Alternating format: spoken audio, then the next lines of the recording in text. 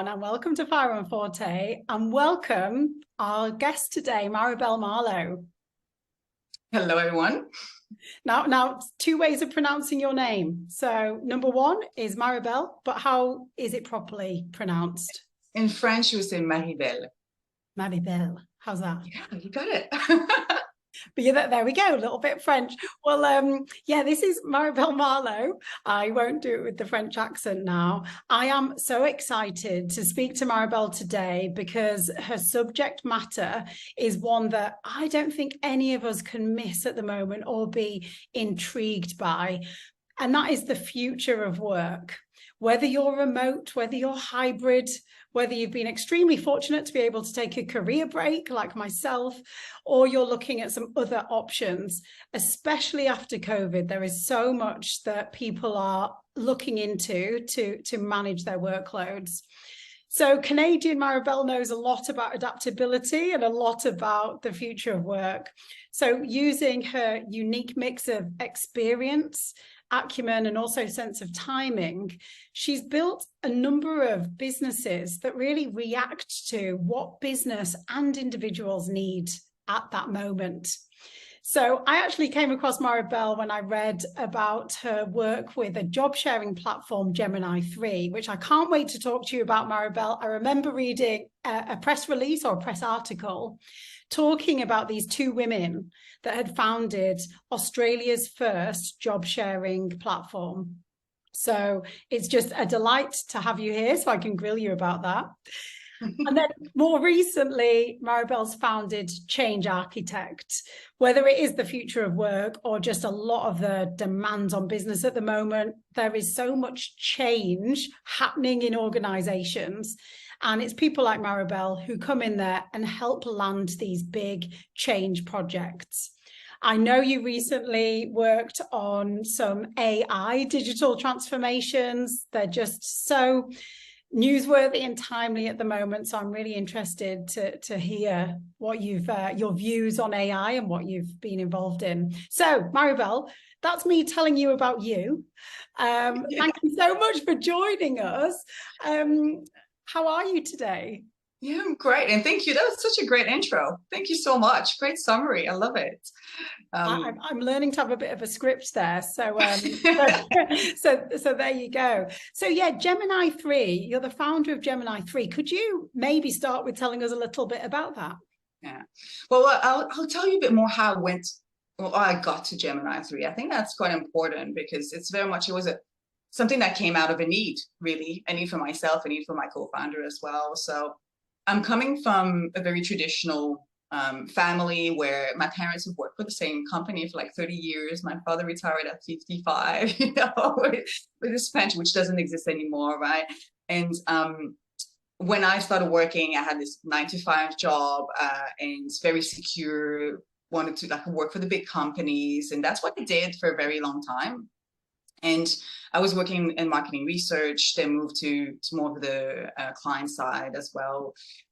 So 15 years ago, when I moved to Australia, that's when I started working for from the client side. And then I met my co-founder, Sarah Liu from Gemini 3. And we talked about the fact that we want to do more. You know, I was at that point I was probably just in my early 30s at that time. And it felt like, you have a good 10-year experience. And you're like, is that what life is about? Like this 9-to-5 grilling. And I think in your 30s, that's where you put everything into your career and you work crazy hours and you feel almost like, what is this? And we all had these ideas and things that we wanted to do as well. And then this idea of job share and how you can become part-time, so you can actually do something else. And it's not just for moms actually that are have to spend time with their families and their kids, but it could be for so many more people. And it could be first it was for ourselves because we wanted to start a business, we wanted to do other things in life. So we thought it's great because job share could also allow to continue your career and not just drop everything to just start this side hustle and take a lot of risk, right, when you start a business. So when I started Gemini 3, it was this moment in life, really, this haha moment is actually more than just this 9 to 5, one job, career path, following the ladder, right? And going up the ladder.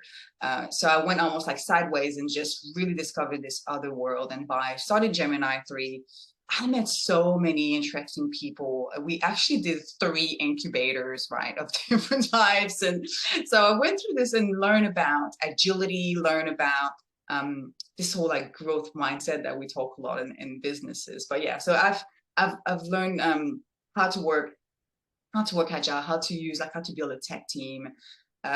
It's amazing what you learn when you start a business. So I tell everyone to just, if you have an idea of business, start it. I think you can learn so much out of it, but also you have to be careful how much also you invest and put all your eggs in one basket. So I was lucky that I actually lived the Gemini 3. What we actually were talking about is actually I continue to work part-time. I actually did job share myself to start the job share company on the side.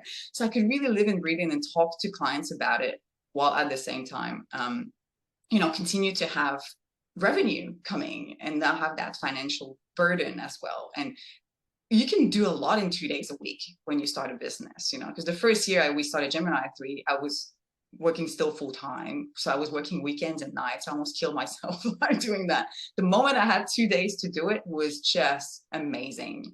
So I really, really enjoy that, having both. I think that's something that I still to this day, like we still have Gemini 3, but I'm doing a lot of other things in change now. Yeah. So this is a bit how it came about. I think personal needs to start with. Yep. It's interesting because you embodied exactly what the platform was offering, which was job sharing. Out of interest, when you did approach your employer to say, I want to go down to, I take it was 3 days a week. Yeah. What was the proposal or the solution was it job sharing with another person? And my second question is also, was that strange or difficult when it wasn't as much about caring for children? Because I think we're so much more used to mums, and hopefully eventually we'll get to dads doing this a bit more as well, but mums sort of saying, actually, I want to go down to 3 days or 4 days because I've got children. It wasn't. I had a good relationship with the people that had been with the business for a while. So that request was not, it was still stressful, to be honest. But the first things first is I actually did ask them if it was okay for me to start this business, because I didn't ask to go part-time first. I did start the business probably a year before. And I said, I'm not going to use my time on the business. I'm actually going to do this separately. But I just wanted to be honest about it. And that's actually super important. If you start a business that you're going to earn money outside of your corporate, tell your corporate. Tell them that you're going to do this. Be super transparent what it is about. It's not competitive to the business you're working on, and be sure that they are in agreement with this. First thing, that was the first thing. So they're already aware that I'm doing this business. So I'm not coming in saying I want to go part-time for doing this business, because they knew about it. They sort of already knew. So it was the next step was like, look, it's actually taking off. I'm actually really finding I think we feel like there's something into this. I want to give it more time. I would like to go part-time and here's some solutions I could go. So we started to talk about how we could do this together. And it was really much, I wanted to do job share. Obviously, that was my first thought. And then looking back, we actually created what we call a vertical job share. So we hired someone that was more junior than me to replace me when I wasn't there. So we call it vertical job share, because actually I was still owning the majority of the role, but I had like an assistant supporting me. But at the same time, when I wasn't there, the person could do the role. So she learned a lot when I wasn't there, but she could call me anytime, right? The rest of the business could not call me when I was off, but she could. So she learned a lot. And then when she moved her next role, she was ready to actually move to a more senior role. So that's a really good way to create this career path for people, right? So I think that's a really good way to sell job share as well. So not think about job share necessarily equal, but also that vertical model. Yeah. And I guess from a employer's point of view, it needs to be within a certain budget, which is your full-time salary. So I guess it's that solution, a vertical solution, enables that to happen potentially as well. Correct. Yes, exactly. They look at it as a pool of money. And actually, if you hire someone who's a bit more junior to support, then that way it's actually possible. So. Of course. You have it. Yeah, that's great. We could include her or him. Yeah. Is this Let part me of the close the vertical door job again. share? And Yeah. we have Mariebelle's assistant with us Yeah, in a exactly. vertical job share. That sounds a great solution. And there's different businesses and managers, I imagine, that you can approach with that. So there's some businesses that are quite evolved and might have had other people trailblazing in this space. They might have had a Mariebelle who's already done something like them, something like what you've done. But Yeah. if it's in a much smaller business, and it's because also to put yourself in the shoes of a manager, sometimes you might think, hang on, what is this? How do I deal with this request? Have you got any tips if that's the case for someone? Yeah, definitely. So, and first you have to think job share might not be the right solution. Yeah? So there's different ways you could do flexible working. And the first thing you have to think is your role, which is full time, does it need coverage to 5 days? If it needs coverage, like your role, it's supply chain or sales or marketing, or that actually does require that 5 days presence somehow. So in that case, you do like job share is a good solution because then you have always someone there. If that's not the case, then you can look at what actually makes it a 5 days in terms of the job functions across that role. And you can actually start to think about what can be actually taken out of that role, be done by somebody else. So you actually can become part-time. So that's one way to just say, well, this role could be part-time if we take this piece out, and how we can make this work, and how you can divide or have other people doing another part-time, for example. So there's different ways to approach it. When it comes to request to the employer, I think you need to come with already a bit of a solution in mind and ask for a trial. That's the best way to do it. So you do have an example of, if you want to do job share, you have already thought about potentially a match of someone you could do it with, the sort of the model that could work, why they would benefit. So there's so many benefits of job share, right? Two heads thinking versus just one. So you get actually double the experience really for the price of one. You have obviously that coverage, that you have, and much more. It's not just the coverage of 5 days, it's coverage during when the person is on leave. You always will have someone, so there's that continuity that you can get as well. But asking for a trial is like this low risk. So you say, can we try? Obviously, job share might not be the easiest to trial, but if you go, I'm giving the example, my partner went for a compressed week. Yeah, so he did ask to work Monday to Thursday, longer days, to make it a compressed week. And so I'll do a 3-month trial, and just went with this really easy, let's just try it out. And then after 3 months, if everything is going well, it's good. It continued without even it just worked. So I think that's my view, is like, first come with obviously that business number, that plan, or that case, that why it work, and second, ask for a trial instead of making it very much of a permanent thing. That's brilliant advice. I'm also thinking from an employer's point of view, there's so many hiring issues at the moment that it will probably only benefit you to try some different models out, because if they work, you become a more attractive workplace. And if it's a 3-month trial, there's learnings along the way. It's not kind of we speak on day 1 and we speak on day 90, is it? You can kind of say, oh, let's review it. Communication hasn't been great. How do we improve that? Because I was actually wondering, that was one thing that back in the day, I haven't worked with people who job share for a while, but I seem to remember the crossover day or period that sometimes you'd get this response saying, oh, I didn't know about that. So is there any advice or a best way of practice around the communication between the people? And I know I'm talking about job share again specifically. So job share specifically, there's a lot of tricks for that. Actually, the easiest one is to share OneNote. Right, just use technology to help you out and to take notes. So notes should always be shared. And then they have this agenda when they meet, that they make sure that they review. Like when they have that catch up. So it's really important that they keep that time together and they don't duplicate also their time, right? But yeah, I think that's really to have this note taking. That's a big thing when it comes to job share. It feels like a lot of additional work, but it's not. You just have to make it sure that when you actually in meetings, you take note of these, not just the actions of the meetings, but the reactions of people and things like that. That's a good point, actually, the reactions of people. And you're motivated to do it because you want the person that you're sharing with to also give you good notes back as well. Yeah, 100%. And there's that feeling, right? I think that's why job share, when it works well, it works really well because you actually almost like accountable for another person as well. So you want to make sure that they have the right thing done by Wednesday, or when you actually exchange, that they are ready. And then same thing, they will do the same thing for you. So you become actually quite efficient, and you discover that you do probably much more than when you just yourself and it's Friday afternoon and you're like, oh, I might just leave this for next week. When you have somebody else taking it, you're gonna do it. You're gonna do it right. Very good point. You're both, all ready, alive and kicking, ready to kill your 3 days or 2.5 days, I imagine. So Yeah. going back to Gemini 3, because you mentioned 3 incubators and tech solutions. Now, that sounds very impressive. It sounds as though you're a seasoned entrepreneur.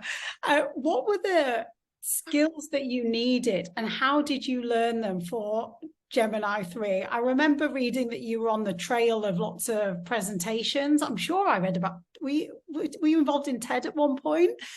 Yeah, we did some TEDx. We did a TEDx presentation. We did quite a few vivid presentation. We did a lot of PR at the beginning of the job share of Gemini 3 to just get people to know us, right? That's all part of the marketing and the PR.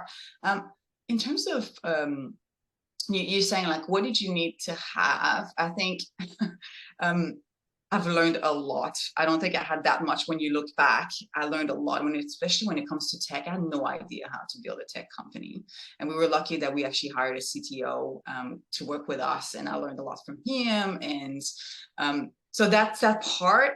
No, I knew nothing. Similarly, like how to build a business, like all the admin part, like how you do a shareholder agreement, how you have like your accounting, you do your BAS every 3 months, all these like things I had no idea how to use Zero. And if you've been in a corporate job, like you just don't know these things. So I had to learn all this. So it was a huge learning curve.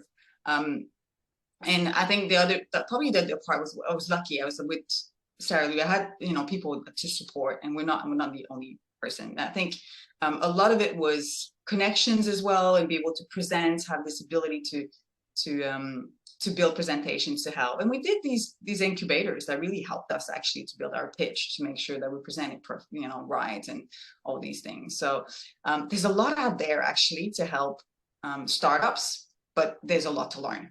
That's my MBA of life. I didn't go to do an MBA. I just started a business instead. I love it. I mean, you've got no choice, have you? You had to do your taxes. You had to present to, because an incubator, that's a group of mentors, is it? How would you describe an incubator? Yeah, normally an incubator, the way it works is that you've been sort of chosen as one of the companies to be part of an incubator. So generally, the incubators will take a percentage equity for you to be part of it. Sometimes you can negotiate to not have that, but at the end of the day, it could be a few days, it could be a few weeks that you go through this incubator, which means that you work through your pitch, you work through all the different parts of your business, not just your pitch, the products, but a lot of it is about selling and understanding your P&L and how you're going to make money out of it, to then present your pitch at the end of the incubator to investors, to then get money to be able to invest in your business. So that's sort of like how normally it works. So luckily, we actually learned a lot from these incubators. We did not go with investors because we already had a founding partner. We already had clients, and we decided to just build from our client base instead of getting investors. But that's a decision that different startups will take at different stages. What an experience to be able to have gone through and lived. And because you had that part-time job as well, like you said, you were still able to pay for the roof over your head. If you'd taken the full risk, there would have been so much pressure on doing all of those things, not only for the first time, but when you're in such a rush to make money, I imagine. Because how did you find the needing to generate sales and generate a pipeline of revenue? I think I actually did it. So basically, I had my daughter in the middle of this. So I had Lily. And then when I had Lily, I was on parental leave. And again, I was very clear with my employer that I would actually take some time and still work on my business, right? Because I was working on my business anyway. So I was like, I'm on parental leave with that pay that I had before, and I'm going to continue. And I decided after that parental leave that I had that I would actually take some sabbatical to really just give it a good go and just fully invest myself into the business. And looking back, it was probably a mistake because it was just too much at stake, too much money. Like, so basically I went through all my savings during that time. So financially it was super stressful. And I think it put so much pressure to make it work. And at the same time, it was not quite, revenues were not coming as quickly because it's an enterprise solution. It takes 2 years to sign most clients. Like it's really difficult. So at the end of the day, I went back part-time, and that's when I was like, and then suddenly I also realized that I actually do enjoy the corporate world actually. And I actually do like having a team to work with. I don't like to be just on my own. So there's that, when I had both, I was so much happier. I actually liked, and then from the point where I decided, like I tried to do it all, and the point that I decided I'm going to go back and do both, I started to share knowledge across both and started to give more knowledge and tell people that I'm doing both. Because at the beginning I was keeping them separate. It was like a secret. I have my business, I'm doing this. And after that, it became a bit more of an okay that you can do this. But back like 8 years ago, that you have a corporate job and you also have a business was not quite right. I think today it's actually quite cool and interesting, but it was not the case back then. So, well, yeah, I mean, all of the skills that you would bring into a workplace with that fresh perspective. And I think that's encouraging to other people, isn't it? To think, actually, what else is my brain capable of both doing and thinking and creating solutions for? So I can imagine that really inspiring other people. And can I just say, I think it's such a good point that you make about the honesty with your employer. Because I think actually having a pool of goodwill, one of my previous guests has talked about that. If you work with a company, the longer you work with them, the more likely you're going to have a pool of goodwill. And the best relationships are open and honest ones, aren't they? So I suppose that ultimately the business that you worked with would have benefited from your honesty and also hopefully your lessons and perspectives as a founder as well. And like you said, no surprises. Yeah, exactly. I think you build that on. It's so important. I cannot repeat it enough. Like to be transparent, to be clear what you're doing, and not again that we talked about not being afraid to ask at that point because you can actually you built that equity as well. That's great. I mean, I keep also looking at your background and thinking it just seems so on brand, doesn't it? That how do you manage 2 different jobs? Well, hang on a minute, with the answers right behind you. For anyone listening to this, Mariebelle has I believe it's called a Kanban board. Is that correct? Correct. That's it. So it's the agile way of working. Correct. Mm-hmm. Do you mind briefly describing that? And then I'll go back to my questions. So agile is coming, if you look at the background of it, it's coming from the tech industry when they used to build these big like software and they will bring it to the client, will bring it to the market and it will fail because they actually not really responding to the needs of what the market wanted. So lots of costs involved and time lost. So this has, like you said, like it's actually moved more to mainstream as how can we do this better when we build, especially think about businesses when they build products, whether it doesn't have to be just tech, like any innovation, how you can make sure that you think about your clients and you really respond to a need. What is actually the pain point that you answer, right? And think about that. So that's the first thing. And then when you do this, I have to iterate and change as soon as you learn different things. So you're going to start by building what we call an MVP, a minimal viable product. Just if you think about an innovation, what is actually the minimal viable product? It could be on a sheet of paper to show them what it could look like, to start having feedback on your innovation. And then you start thinking, okay, this is what we'd like to do. And they give me some feedback. I will iterate and just add this and this and this. And you start to build a Kanban with all the things that you think you should be doing. And then every 2 weeks, you take that MVP and you build up and build up and build up. And then you start having things that I would love to have this feature about messaging or something. Then I'll put it in the backlog. And then you realize, like same thing with Gemini 3, because we use this. We had this idea of doing a messaging. And then the more we built it, the more we realized nobody's going to use it. So why would I spend $30,000 building that messaging piece when actually I could build a feature that they really want, right? Automating messages that actually goes to, so there's other things that you can be doing, but you don't know until you speak to your client. So I hope I explain it a little bit, but these are the ideas. Like, you just build up and then you learn, you start again with your next sprint, and then your MVP start to be much more what the market want. So very different to how product we built in the past. It really makes sense, because also whether it's an MVP or whether it's a project that you're working on, constantly reviewing if the thing that you're spending time on is either working or if it's stalling. By having that rigor of every 2 weeks, you can make sure that no one's wasting any time or the issues aren't taking too long. So and like you say, saving costs, absolutely essential. Otherwise, I mean, I'm thinking about construction now for some reason. The amount of times friends or family have had extensions done and costs have gone out of the, and I think, like, are you not reviewing a project plan on a regular basis? So I'm sure that's relevant in lots of ways. And you said there's lots of courses available for that. So listeners can easily get involved and get that qualification. Any idea how long a qualification would take to get? Oh, it depends how far you want to take it. Really. If you want to become a practitioner, then it will take much longer. But there's a lot of like short courses on LinkedIn, for example. Seriously, you can just Google it and you'll find a lot of the place you can just look at. I'm sure some YouTube will have as well, like just explanation of at least understanding the principles. And you'll see it's going to pop up everywhere in companies that want to do it.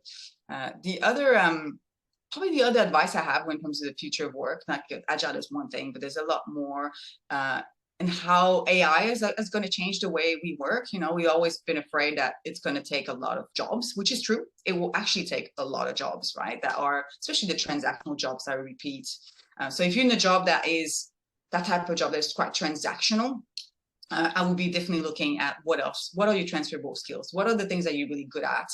And think about like tech, people are a bit scared about, oh, I don't know anything about the tech industry, and it's not about being knowing to code or being a geek, right? There's a lot of transferable skills that can go into tech, thinking about project management, for example. Yeah, that's actually one skill that is really important when it comes to like AI or tech. There's what I do, change management. That's another piece, right? Think about also that in the future, what can AI and tech cannot replace? And it's anything that has to do with a lot of the EQ, right? Anything that actually is like the emotional intelligence and things like that. So we say that you could actually replace a doctor, like diagnosed like your symptoms, but you won't replace a nurse, you know, that will actually comfort you and, you know, put a needle into your arm. So that's the sort of thing we need to think about. And I'm actually quite hopeful when I heard this and I thought, well, what about, you know, think about the carers, think about the teachers, think about like all these jobs that are actually very much women industry, right? That are not really well paid right now. And hopefully because of AI, we could actually make them actually quite important and they will be paid more in the future. So that's sort of my hope of what that technology could also do. And person to person, if you think about businesses with HR or schools or organizations, you can't replace a person. And if that person is there to motivate you or support you or mentor you, that's, as you were talking then, I was thinking efficiencies of AI are, could be, if you really think about it and not be too scared about it, wouldn't that be great if something mundane that takes you lots of time can easily create errors? Imagine if that becomes automated. Where do you use your EQ? And, you know, I'm just thinking about team building, you know, that you can only create a culture and team build and create a great culture person on person. Nothing that can never really go, surely. Exactly. And that's how we should see it. We should see it as an opportunity, you know, to all the things that have a lot of human errors that can go. So we can actually take the time, take our intelligence and our emotional, like I said, our EQ to do like more of that collaboration, that team building, these sort of things in the future. Yeah. And from your experience or from your colleagues in industry, are businesses adopting AI now? Is there a big openness to it? Really? Okay. Yes. It's actually growing rapidly. every companies are actually looking into AI in different ways. You know, whether it's like you said, all these mundane type of transactional pieces, anything that you think about, like Excel based, for example, that take forever, entry, like manual entry, all these things can be automated. So there's going to be a lot of that in the future. So automation of like forecasting, automation of like all the supply chain, all these areas, finance. You think about collection of the money, collection, like invoices. Like there's so many now that just reads invoice and just can actually automatically put it through the system. So think about all that, the background of, or the back end of a lot of businesses, a lot of things like that could be automated. That's music to my ears. Not someone who loves admin. The fact that someone else might be able to do my admin and make sure that there's not any mistakes is only a good thing. I definitely would have been great if it was back in the day when I used to have lots of expenses. Oh, I used to hate doing those.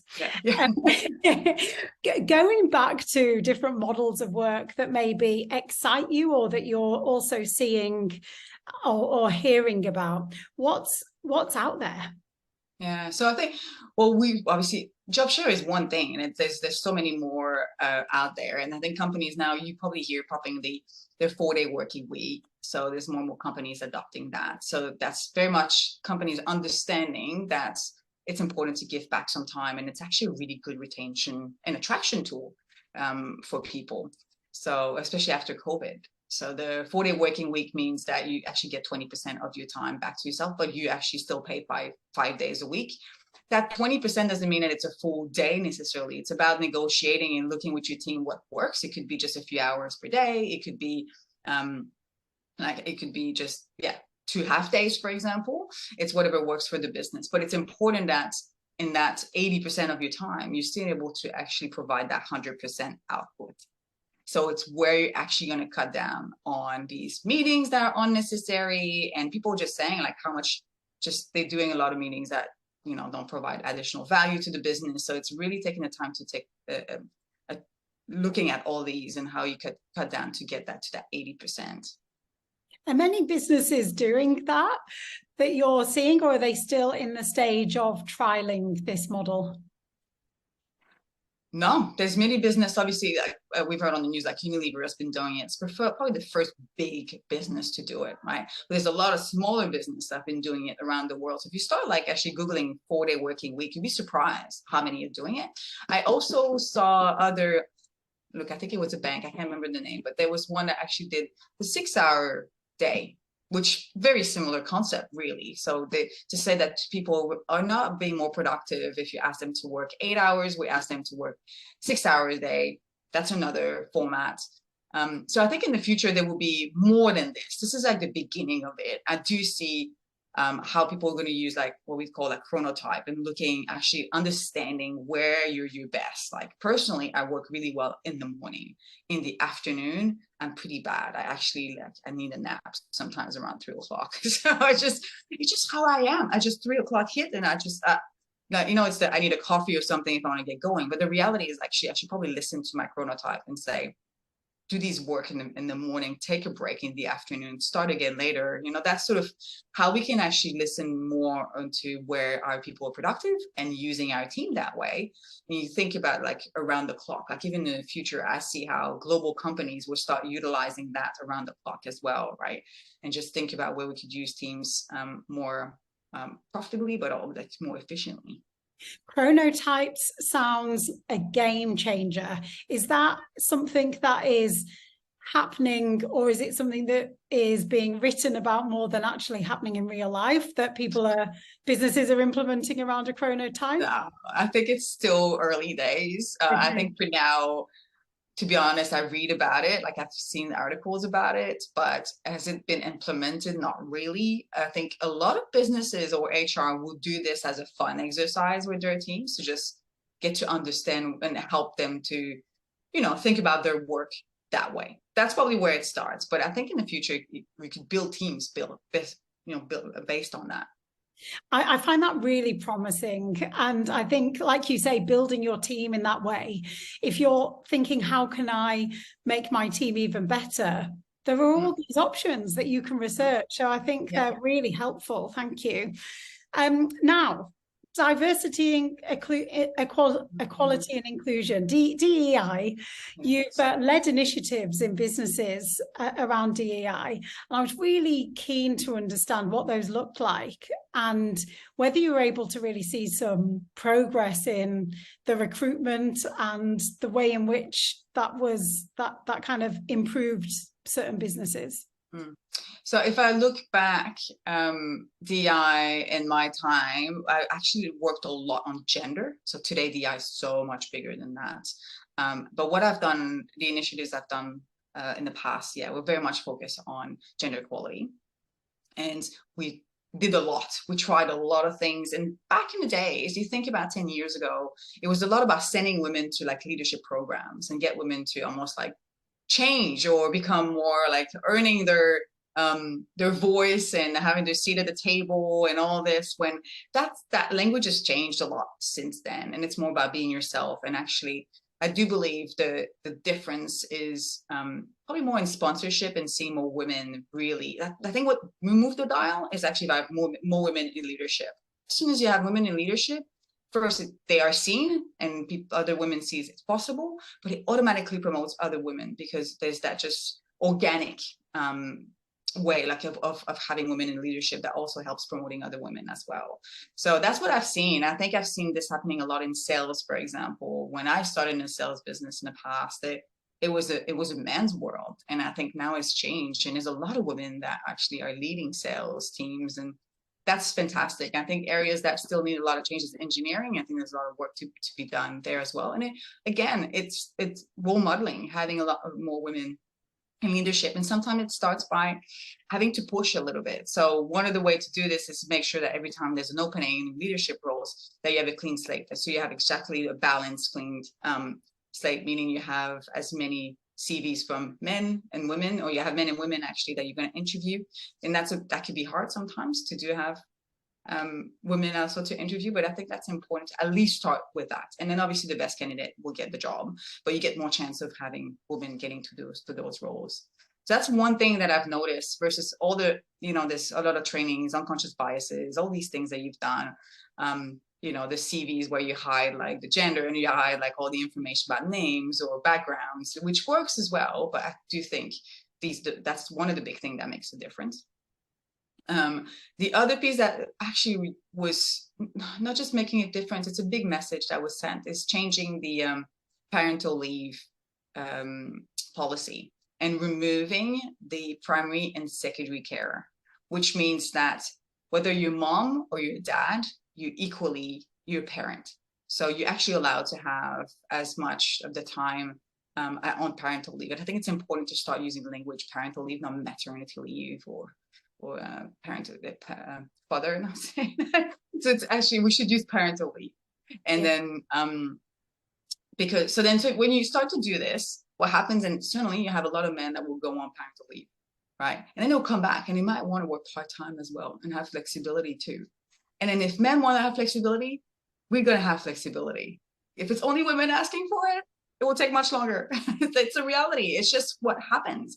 So I've seen it happening. I've seen it where suddenly there was a lot of men in supply chain that actually went on parental leave, and like, oh my God, like all these men are going into parental leave. Like, well, welcome to marketing and HR, right? When there's so many women going parental leave. So suddenly it becomes a norm and it changes the society. And that's, I think, if more businesses do that. So if you look on, I think it's Parents at Work, that website, they do actually track the companies that offer like parental leave, they actually remove that distinction of primary and secondary care. So I do think that actually is a huge deal in changing our society and changing how we work. I can really envisage the difference that makes when you see a guy leave the office early. Maybe they've had a phone call from creche or school. More recently, that has been a lot of the time the mum that gets that phone call.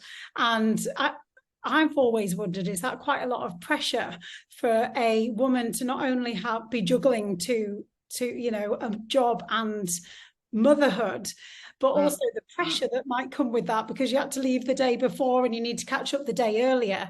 And I'm sure everyone tries their best to be understanding, but doesn't it make a difference if you're genuinely in the same shoes because you're a dad who does part-time, or because you can see so many other people working in this way around you? So like you say, the more, I think role models is a really good point that you've raised there. The more that you Mhm. see it, the more that you can be comfortable being it yourself or asking for that flexibility, I guess. Exactly. It's the same for men. And because I think it's still today, men feel like if they ask for flexibility at work or part-time, it's gonna be bad for their career. It's gonna look bad. And it's for a lot of companies, that's the feeling. But if actually the business push you and say, you have a kid, you can go on parental leave for 16 weeks, whether you're mom or dad, you will take it. And instantly it's okay. Everyone will be aware of it. And that's just what actually we should be promoting. That's brilliant. For women that are listening who have been trying to get back to work after maternity leave, especially, you've just made me think about that. Is that is that not personally, honestly, but is that something that you think is changing as well? How you get that the flexibility that works for you, because you might not, there's often a fear that you're going to lose your position in your career, or that you might have to 2 years you might have to slow that down, and yet you've built up a really good career. Are there any tips or reassurance that you can give anyone about getting back into work after Mm. taking maternity leave? My parental leave. Parental My leave. parental leave. No, but my advice actually is to keep in touch. Keep in touch with the business, because I think it's hard if you completely go blank and just if some people do it, and that's okay, especially the first few months. I get it. It's hard, but try to just keep in touch of what's happening with the business. Keep in touch.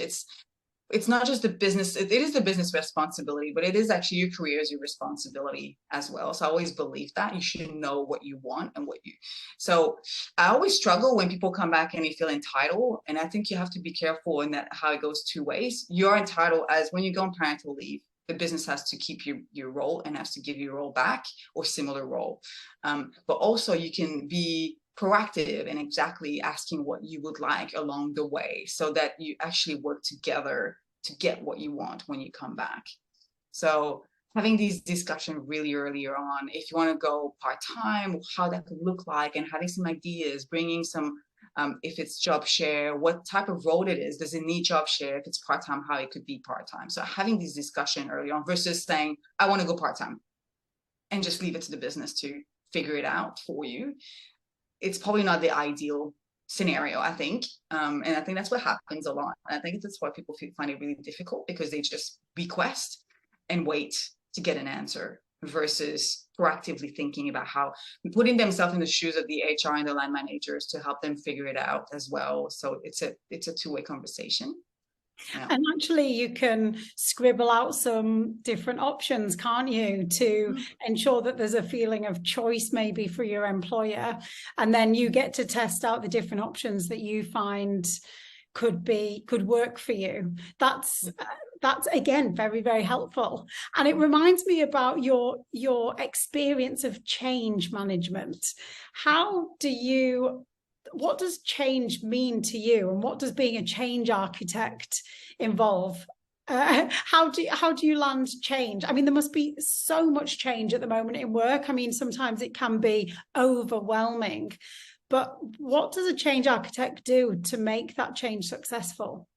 Yeah, so I think my role is very much, I've been working alongside the project manager, for example, who actually their responsibility is what's probably easy to understand, like okay, what are the KPIs we have? What are the milestones we need to hit? What are the budgets and all these things that need to be hit? As a change manager, I'm there to make sure that people understand what we're trying to do. So I'm winning the hearts and minds and making sure that I bring them through the journey along the way, but I'll take the feedback as well, because if we need to change the things that we're doing to make sure that they land properly. So when the change happens, they're aware of it, they're comfortable with it, and it's not so hard.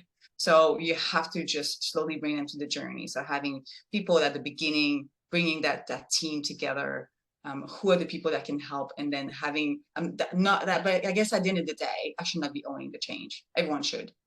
And that's my role to orchestrate that in the background, that some people have the knowledge to then help others, and it spreads, and it's actually much easier. So this is probably my like easy way to just simple way of explaining what I do. But there's obviously change management is a profession. There are tools, there are courses to, so I've done a course obviously to do this, but in a nutshell, that's what it is. It's really to work alongside the project manager and make sure that actually the people are coming along. Yeah, so it lands.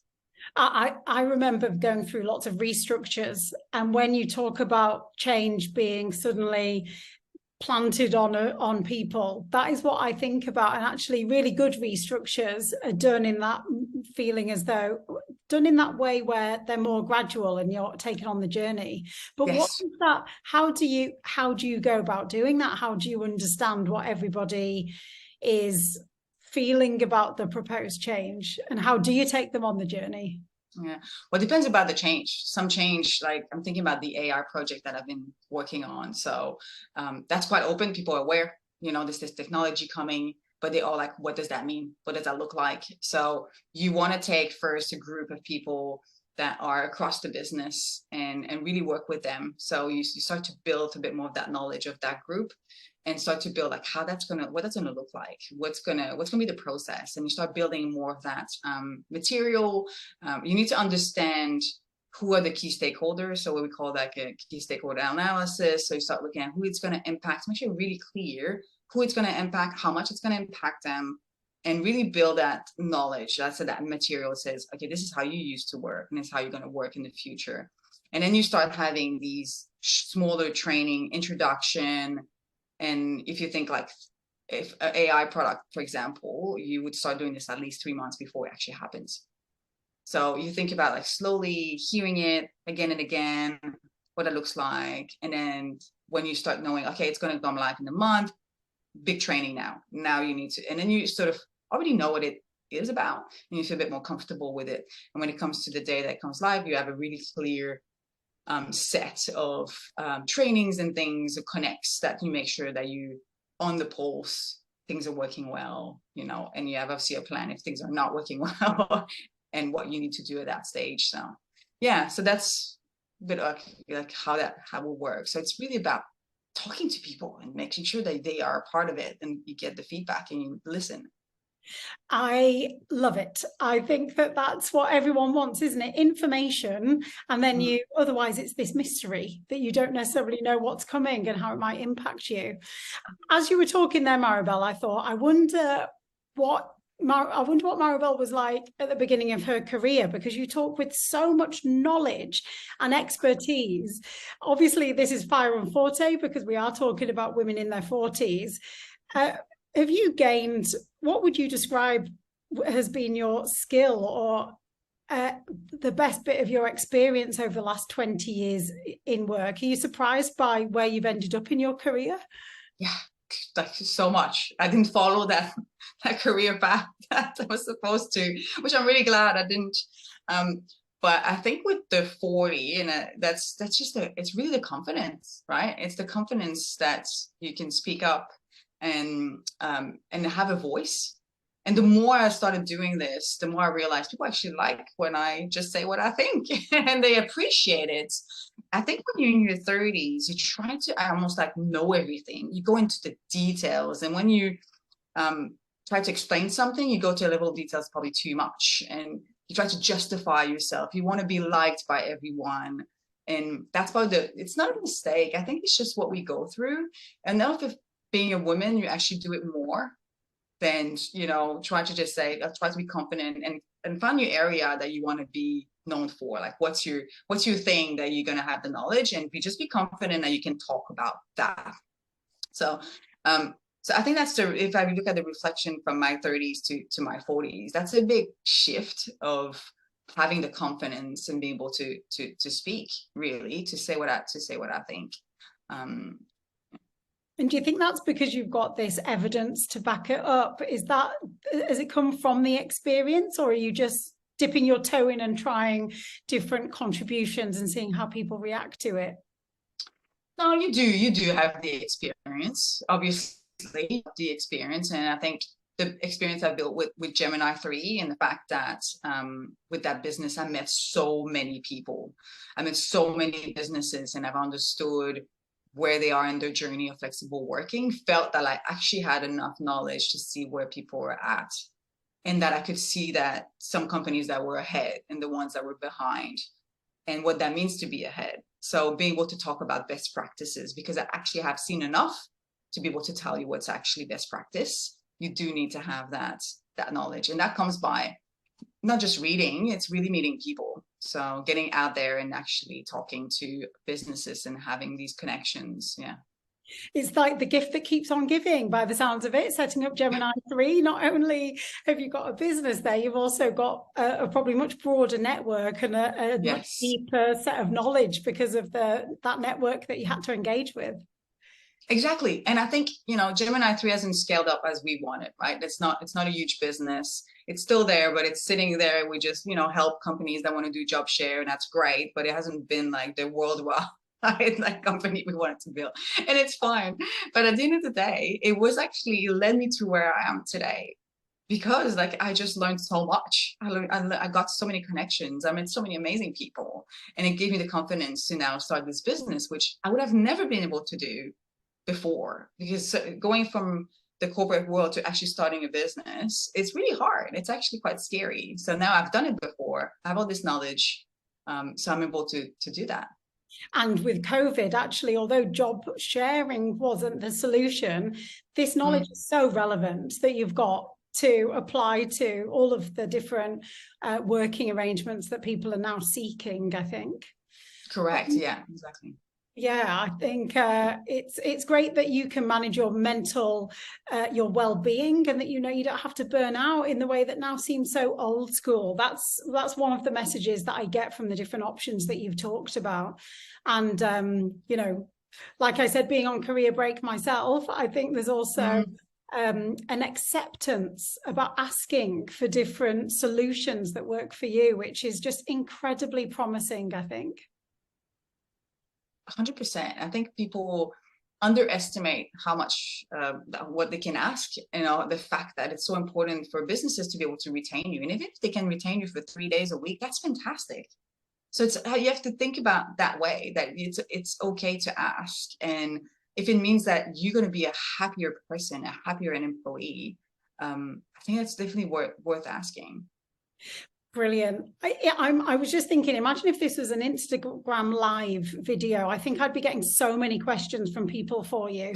So it's a very timely, relevant, interesting conversation. But I'm going to spin it a little bit personally now, because I'm always very intrigued about how other women in their 40s live, in terms of the fact that you've got a good amount of experience under your belt now about what works best for you. So I'm wondering what your secret mix of things are that makes you the best that you can be. I don't know if there's a secret, but there's a few things. And the first thing we spoke about it quite a bit is the fact that actually, for me, it works when I do more than one thing. It sounds a bit crazy, but actually it's not doing also big things, but it's actually having more than one revenue streams, not just having that corporate job, having a contract or other things that I'm working on. Because it's like think about it like the market. When you diversify your market, you don't put all your eggs in one basket. And the reality is, if my corporate job is really stressful, something's not going well, I have something else that it's going well. So if you have one job that you work crazy hours and that's not going well, or your whole life is not going well. So I think there's that piece for me. I'm much more resilient because I do more than one thing. So that's me, because I like that. The other things that I do is spending obviously a lot of time with my family, but spending time with friends, and I do jiu-jitsu. That's another piece. There's another thing I really like to do. But I like to have like we talk about walking challenge. So I've done one last year. So we did the Margaret River Wild Women on Top. So they do these walking challenge. I highly recommend for anyone, because it's also like a weekend away with your girlfriends. So we did last year the Margaret River. We're going to do Noosa this year in July. And what that does is like you prepare. It was a 35K. We're going to do the 45K this year. And what it does is you actually start training, obviously, and we have this little WhatsApp and we just encourage each other, but we also meet a few times before to do like a 20K, 25Ks together. Can you imagine? Like it's really long. So you just, it's awesome. We love it. We just catch up. We have all this time to talk. This is like, it fills my bucket for like a month when I actually have a day like that with my girlfriends, walking and just chatting. And even in one it was like pouring rain and we still went, and we're like so proud of ourselves. Like it was really fun. So yeah, I think that things like that you have a bit of a challenge, but with other friends, it brings you together. I think that's really important too. It ticks two boxes, doesn't it? You get exercise, so you feel accomplished. Actually, out nature, which is just always so great for you. You just don't realize it, do you? That afterwards, this rush of just positivity, or I guess endorphins, but also friend time. To be out doing something and not necessarily, which is fine as well, by the way, a bottle of wine, but to be out there and doing that together with a group of friends, it sounds like a win-win. And yeah, like you said, you get a weekend away. That was so fun. Yeah. Margaret, we had amazing. Yeah, I was going to say we did have, so we had the walk and then we had the wine at Margaret River the day after. So that was like perfect. Tick tick. Yeah, I'm gonna Google maybe when the next one is. Thank you so much. I just can't believe how much you've shared with us. So many practical tips that are actually honestly quite life-changing, because when you're in control of your life and you feel more in control of the way in which you work, I think that's a really reassuring, really freeing feeling. So thank you for sharing such practical tips and all of your knowledge. It sounds like you could have shared so much more with us. So thanks for your time. Thank you very much. Thank you. I appreciate. And we look forward to seeing how you get on with your 45K walk. Good luck with that. Pictures. Take care. I will put in some links to some of the topics that you've referenced in the link notes. But everybody, thank you for listening and take care.